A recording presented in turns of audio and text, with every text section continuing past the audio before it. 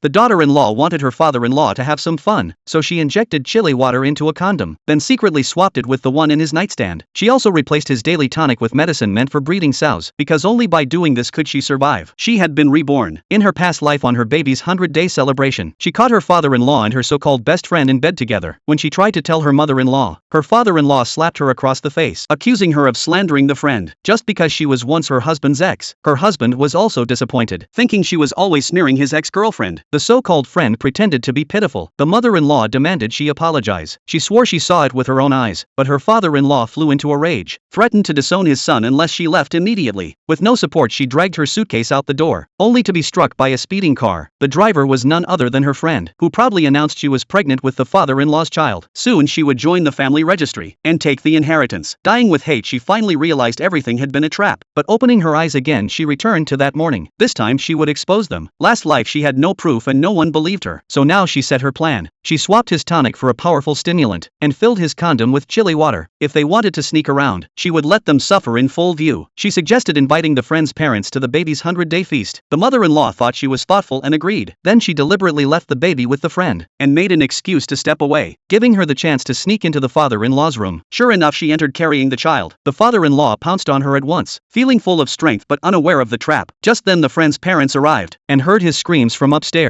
The woman smiled, thinking the show had begun. He cried in pain from the burning. Family rushed upstairs hearing the baby cry, but the door was locked. He fumbled to explain the child had an accident, and begged them not to come in. The son asked why the baby was with Annie. The father-in-law stammered, making excuses, while urging his lover to hide, but the cabinets were all glass with nowhere to go. The woman remembered there was a spare key downstairs. She grabbed it and hurried up, thinking, last time you killed me, this time your parents will see who you really are. Inside the room the two panicked, trying to hide, but it was already too late.